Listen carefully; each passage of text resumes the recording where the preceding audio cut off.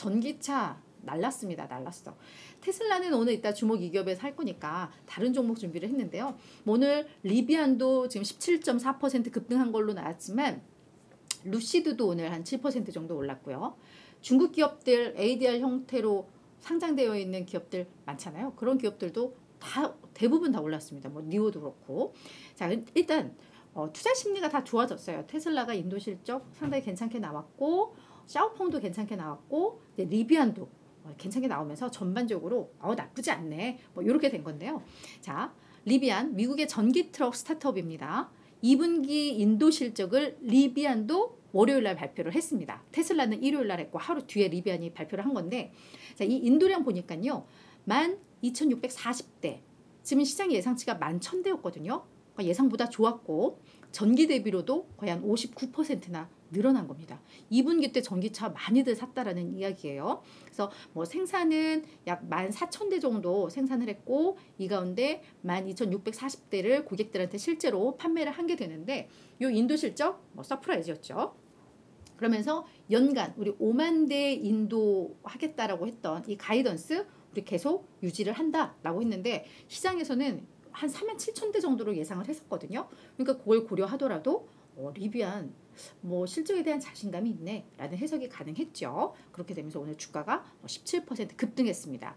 리비안은 그동안 자금 이슈, 자금 조달 어떻게 하니, 자금 조달하려면 뭐 유상증자를 하던가 뭐 채권 발행을 해야 하던가 하면 결국은 채권 발행을 하면 이자 부담이 높아질 거고 주식 발행을 하면은 뭐 주주가치 희석 막 이런 우려들 때문에 그동안 주가가 많이 못 올랐어요. 그래서 지금 뭐 테슬라는 뭐 올해 130% 올랐다고 했을 때 리비안은 연간 수익률 마이너스였는데 오늘 급등하면서 드디어 이제 플러스 수익률로 돌아섰습니다. 일단 리비안은 내달 8일 날 2분기 실적 발표할 거니까요. 이때 뭐 마진이라던가 이런 거 다 나올 텐데 일단 뭐 인도 실적에서 기대감은 갖게 했다라고 정리가 될 것 같습니다. 두 번째는 아스트라제네카입니다. 저희 다 알죠? 제약사. 우리 코로나 백신 때문에 많이들 아실 텐데 아스트라제네카는 한 8.8% 급락을 했습니다.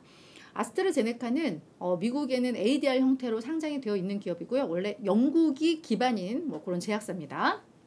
자, 지금 폐암 치료제 3상 임상 시험을 진행 중이었는데요. 이에 대한 실망감이라고 이해를 하시면 될 것 같습니다. 일본의 다이치 산쿄 여기와 이제 공동 개발하고 있는 이제 폐암 치료제인데 말기암 환자들을 대상으로 해서 임상이 진행 중이었거든요.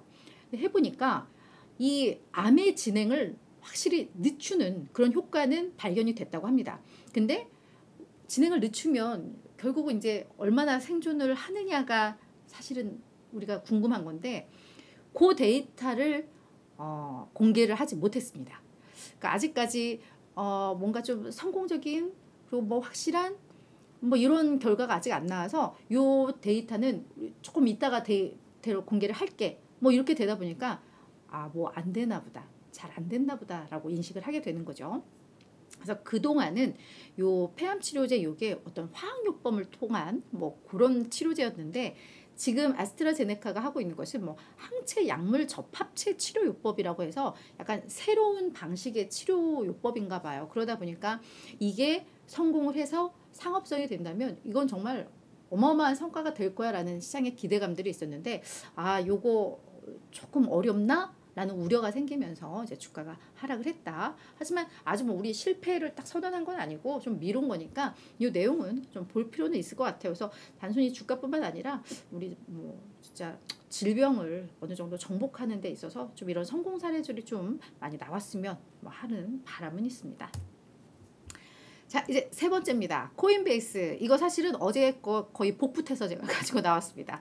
어제는 제가 마이너스 1%로 소개를 했었어요. 금요일 날 증권거래위원회에서 나스닥과 시카고 옵션 거래소에 현물 비트코인 ETF 상장 신청한 거 부적절해 라는 얘기 들으면서 뭐 하락했다라고까지 제가 말씀을 드렸었잖아요. 이게 반전이 이루어진 겁니다. 그러면서 제가 이 밑에 조그맣게 근데 뭐 이 시카고 옵션 거래소 CBOE가 자료 보완해서 다시 제출한다는 게 주말 사이에 있었고 그래서 아직 끝은 아닌가 봐요. 이렇게 했는데 요게 이제 모멘텀으로 간밤에 부각이 확 된 거예요. 그래서 주가가 12% 가까이 급등을 했는데요.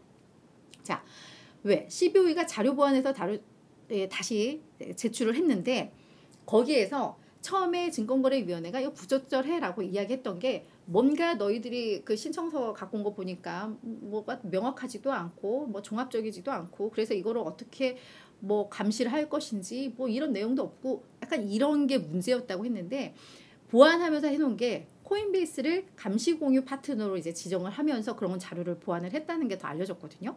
이 얘기는 뭐 이 ETF를 상장을 했을 때 뭐 사기 세력이 있을 수도 있고 뭐 시세 조정이 있을 수도 있는데 이걸 감지하고 조사하면서 방지하는 그 역할을 하는 게 이제 코인베이스가 될 거다. 얘들이 우리의 파트너다. 뭐 이렇게 정리를 한 거죠. 그러니까 오히려 코인베이스의 어떤 강력한 역할론이 부각이 됐고 그리고 상장 기대감도 여전히 유효하네. 근데 상장되면 코인베이스가 뭔가 하겠네?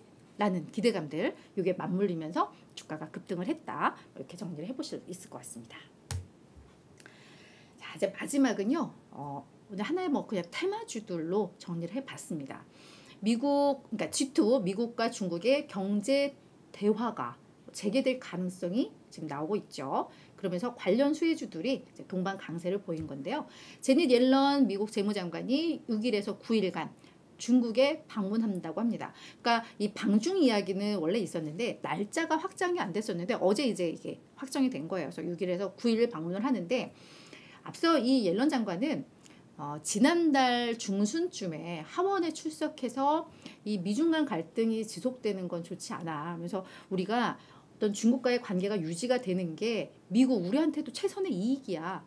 얘들 값싸게 만든 거 우리가 수입해와서 그래야 이제 인플레도 좀 낮아지고 뭐 이제 막 이런 이야기들을 한 바가 있거든요. 근데 그걸 해결하기 위해서 가는 거라고 볼 수가 있겠죠. 그래서 시장에서 이제 예상하는 요 미중 간 대화의 의제는 지금 미국에서 주요 그러니까 AI 관련 반도체라던가 이런 거 중국으로 수출하는 거 막고 있잖아요. 그래서 요 부분에 대한 이야기 하나 있을 거고 그에 대한 보복으로 또 중국이 미국의 마이크론 요 칩 수입하는 거 또 못하게 하고 있고 그래서 이런 것들도 나올 거고 그다음에 미국이 중국산 제품에 대해서 고유 관세 매기고 있는 요 얘기도 좀 나올 것 같고 그러면서 또 중국이 반간첩법 또 시행한다고 했잖아요. 그래서 뭐 미국에서는 니들 우리 미국 기업들 중국에서 활동하는 거 니들 억제하려고 하는 거잖아. 막 이러고 중국에서는 아니야 정상적인 기업 활동이면 우리 뭐 노터치야.